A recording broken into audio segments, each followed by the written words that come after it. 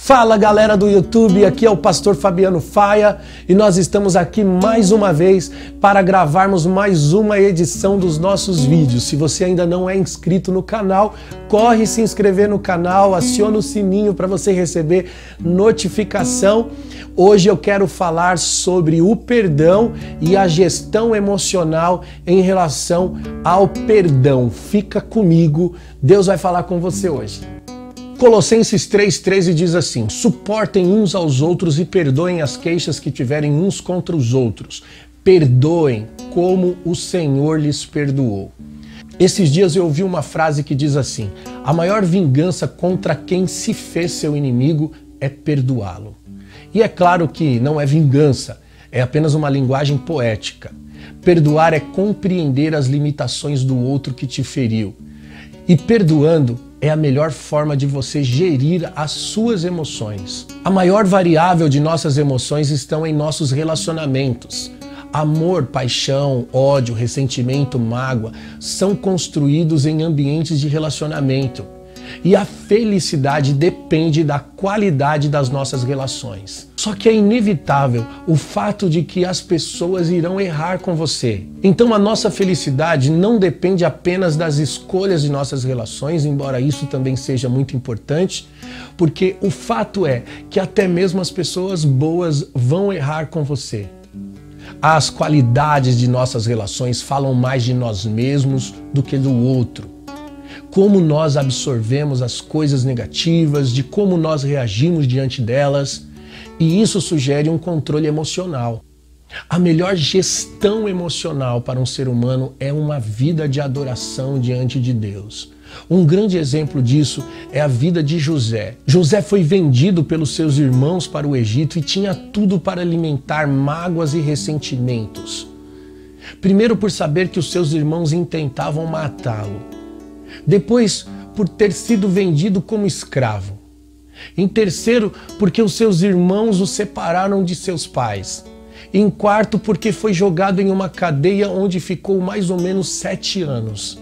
Ele poderia ter alimentado as lembranças da brutalidade de seus irmãos contra ele.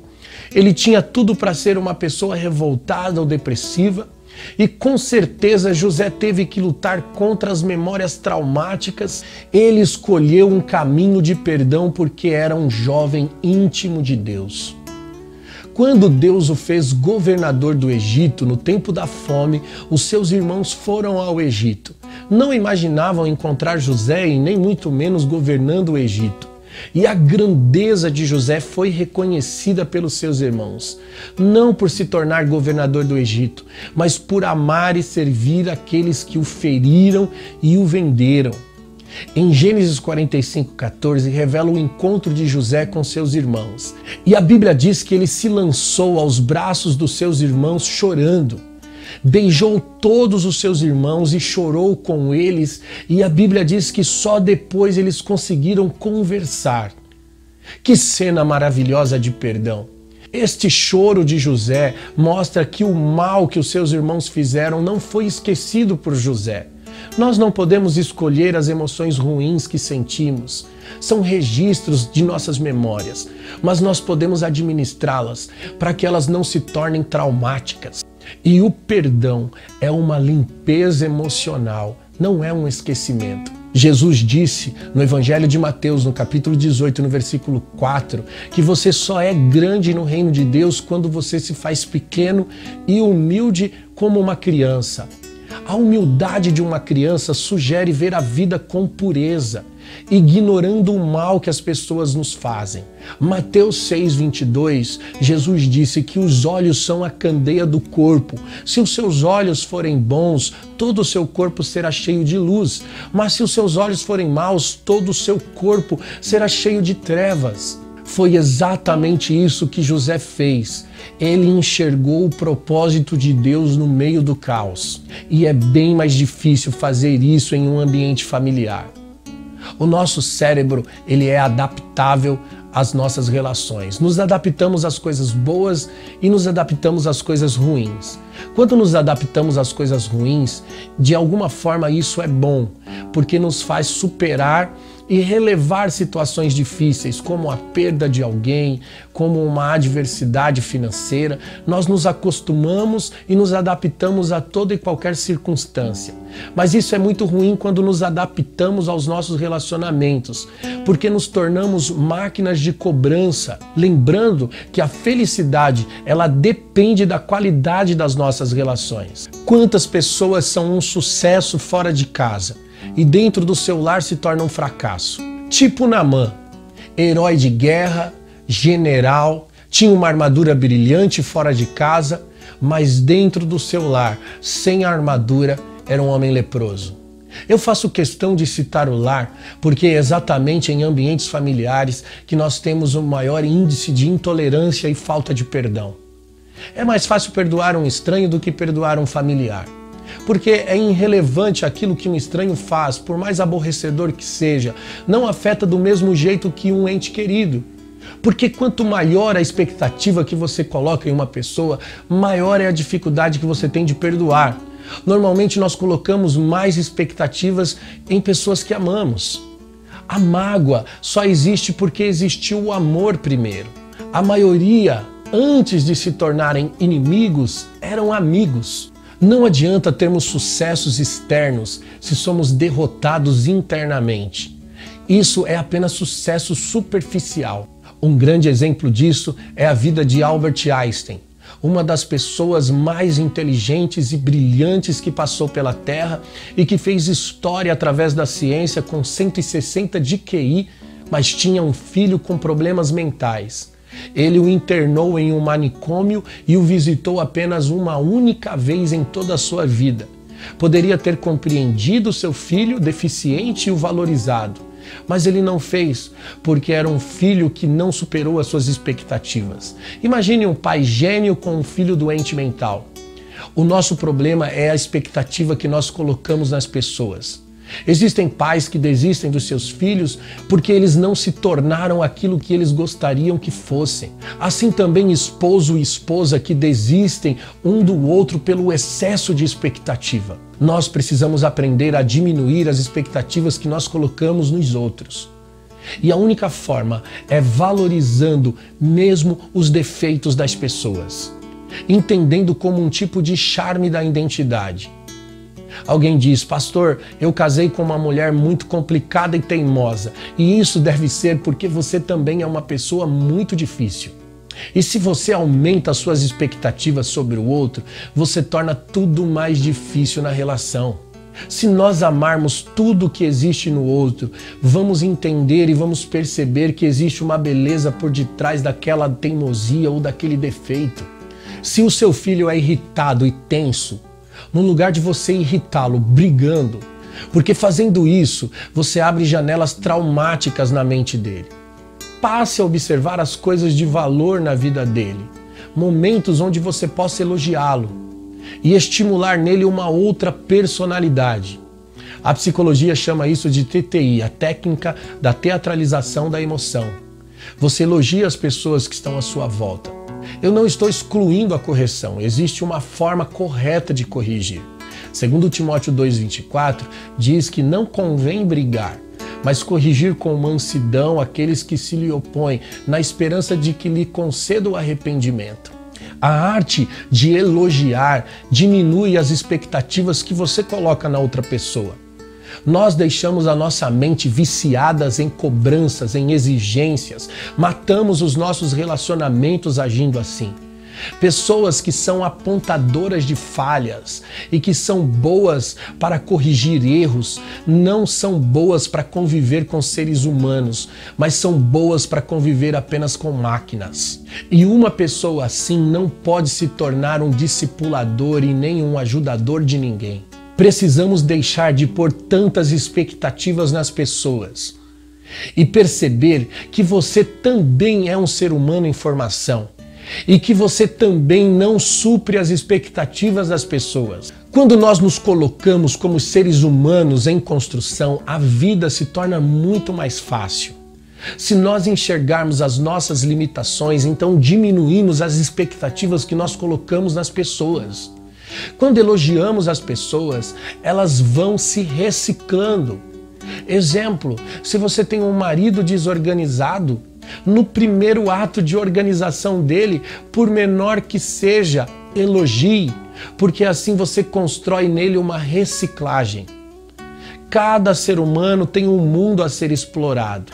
Um garimpeiro de pedras preciosas apenas encontra a pedra bruta. Ele conhece o valor daquela pedra preciosa, mesmo sendo bruta. A pedra vai para uma oficina de lapidação.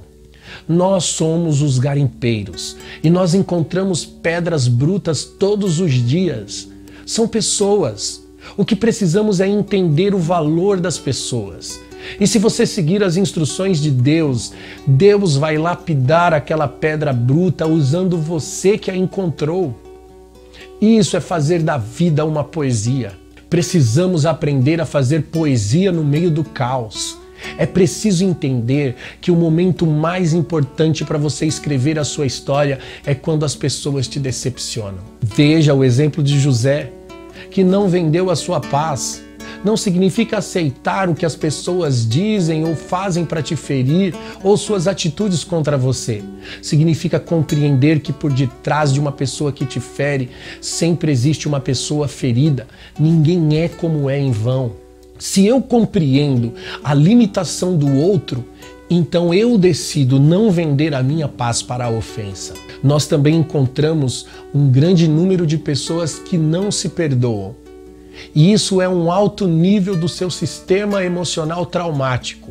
E o primeiro passo é você voltar a se amar e ter um romance com a sua própria vida, se abraçar e se perdoar. Mas como fazer isso? A linguagem de perdão é a linguagem que permeia pela história da humanidade e ela se chama cristianismo. A mensagem-chave primária das boas novas é: arrependei-vos porque é chegado o reino. O que seria arrependei-vos? Seria se perdoar. Seria compreender erros passados e decidir pelo novo caminho. Isso é se perdoar. Ninguém pode se sentir perdoado enquanto não se perdoar. E também não consegue perdoar os outros. Se você não se amar, não vai amar o outro. O segundo mandamento é: ame o teu próximo como a ti mesmo. E isso sugere que nós já nos amamos por natureza. Deus elevou o padrão de amar quando Ele deu a ordem: ame o próximo como a ti mesmo. A Bíblia diz que se nós julgássemos a nós mesmos, nós não seríamos julgados, porque quando nós nos amamos, nós nos perdoamos. Mas alguns, pela culpa, se autoflagelam e eles têm mais dificuldade de amar o outro. O padrão de amar o outro é como a si mesmo. Por que existe esse padrão? Porque quando nós nos amamos, nós nos perdoamos. Se amarmos o outro como nós nos amamos, então perdoamos os outros como perdoamos a nós mesmos. Já é difícil amar o próximo mesmo quando nós amamos a nós mesmos, por causa da nossa natureza caída, que nos separou do Criador e tornou a nossa forma de amar distorcida. Impossível viver em relacionamento sem amar primeiro. Por isso que o ser humano desconectado do Criador, ele vive uma desordem relacional. A primeira coisa que afetou a vida do ser humano caído foi as esferas relacionais. Saiba que todos nós erramos e temos resiliência para nos levantar diante dos nossos erros e fracassos.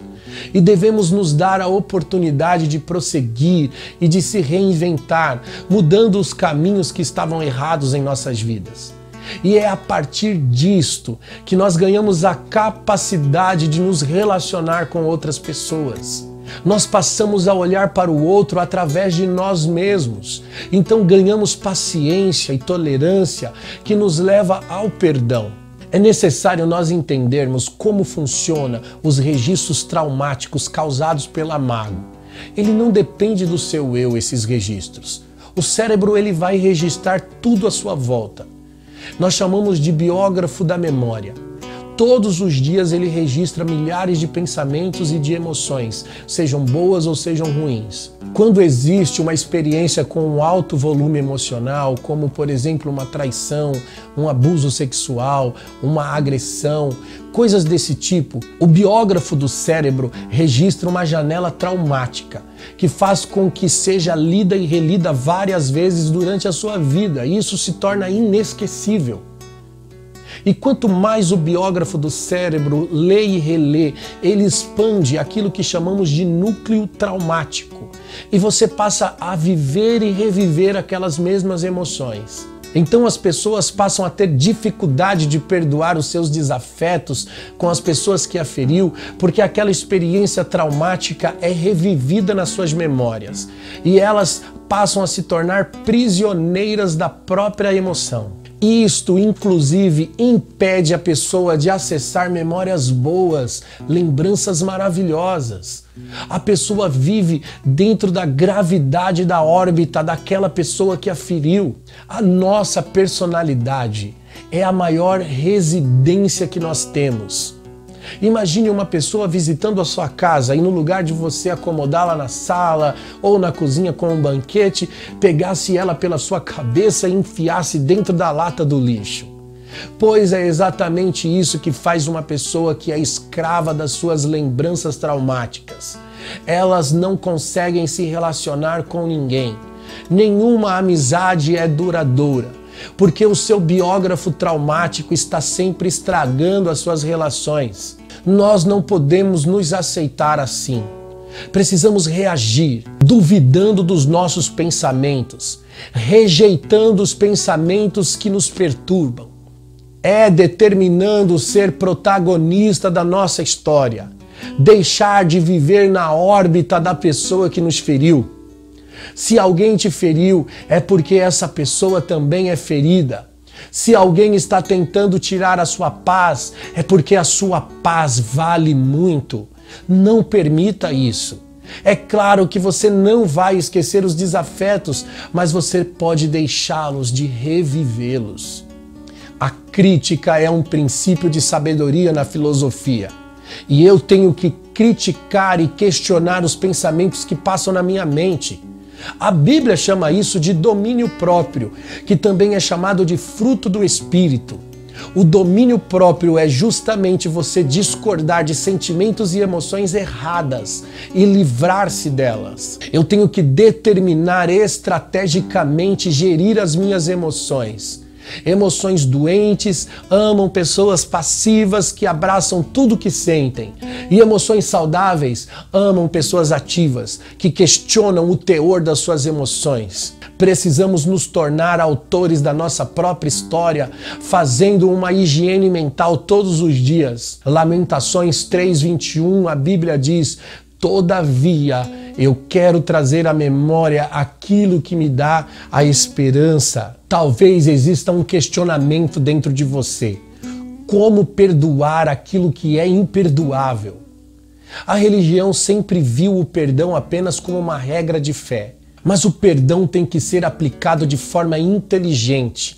Aliás, a fé deveria ser mais inteligente. Cada princípio bíblico tem um sentido racional a ser compreendido. Isso é a verdadeira fé.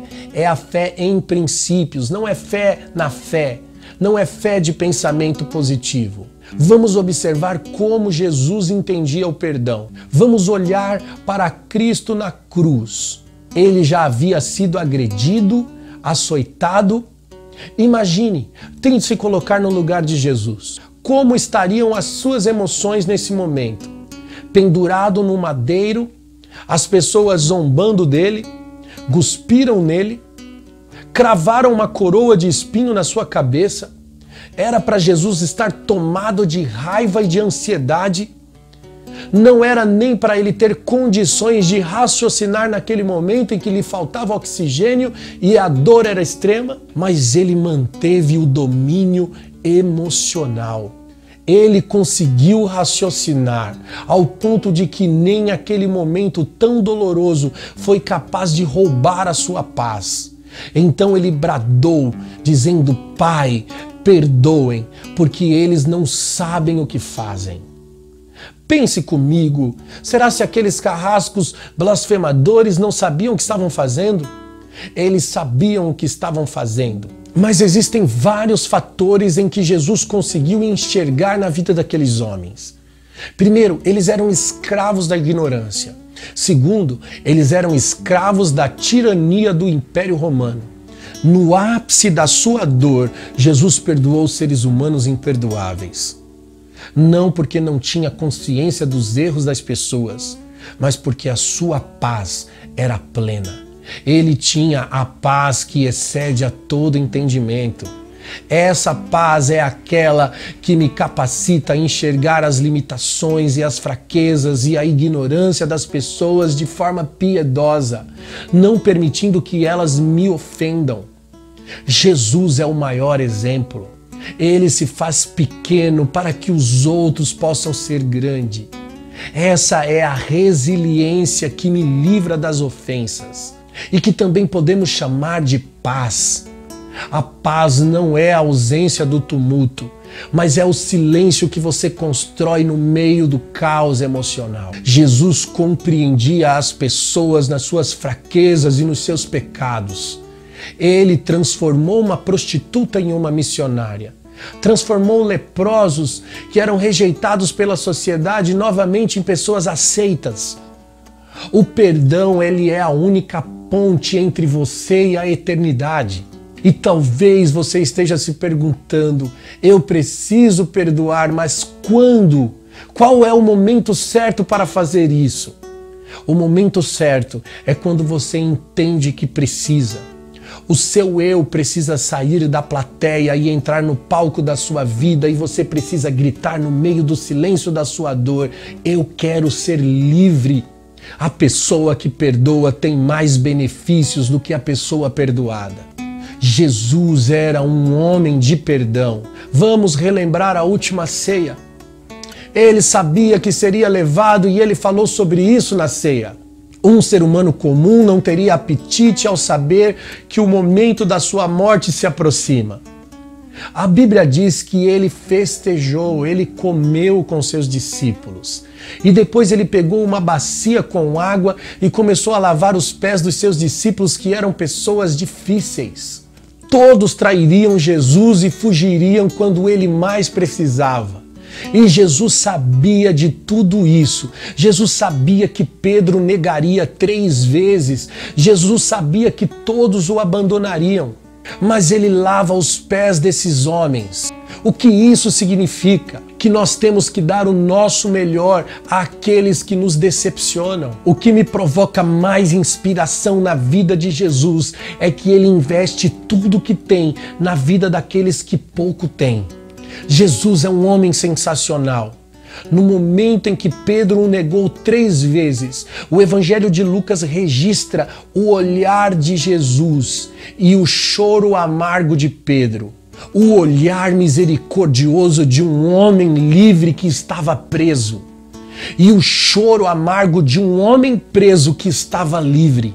Porque Pedro era prisioneiro dos seus traumas mentais e passou a viver a autopunição. Depois da ressurreição, Jesus teve que mandar mensagens dizendo: diga a Pedro que eu quero vê-lo, porque provavelmente ele estava fugindo por não se perdoar. Jesus disse a Pedro 3 vezes: tu me amas, Pedro, para dizer: eu perdoo as 3 vezes que você me negou. Pedro, apacente as minhas ovelhas. Nunca ninguém investiu tanto na vida de pessoas que as decepcionaram como Jesus fez. Jesus poderia ter exposto Judas na ceia quando disse que um deles era o traidor. Todos ali queriam saber quem seria o traidor, mas Jesus guardou silêncio sobre quem era o traidor. Quando Judas o traiu e entregou Jesus com um beijo, Jesus chama Judas de amigo, dizendo: amigo, com um beijo você trai o Filho do Homem? Porque não existiu ofensa em Jesus. Talvez foi isso que mais agrediu a Judas no seu sentimento de culpa, a forma que Jesus reagiu à sua traição. A história do Evangelho é uma história de perdão. Toda história de vida tem que ser uma história de perdão, do contrário não será uma história de vida, mas uma história de morte. O perdão é compreendido através de Jesus. Ele é a nossa base original. Eu só preciso entender o quanto fui perdoado por Deus para que eu possa dar ao outro o que eu recebi de Jesus. E viver exatamente essa palavra. Perdoem, perdoem como o Senhor lhes perdoou. O perdão é a essência da vida. A qualidade dos nossos relacionamentos depende de uma única palavra: o perdão. Que Deus abençoe a sua vida. É isso aí, querido. Se você gostou desse vídeo, compartilha com as pessoas que você ama. Que Deus abençoe a sua vida e até o próximo.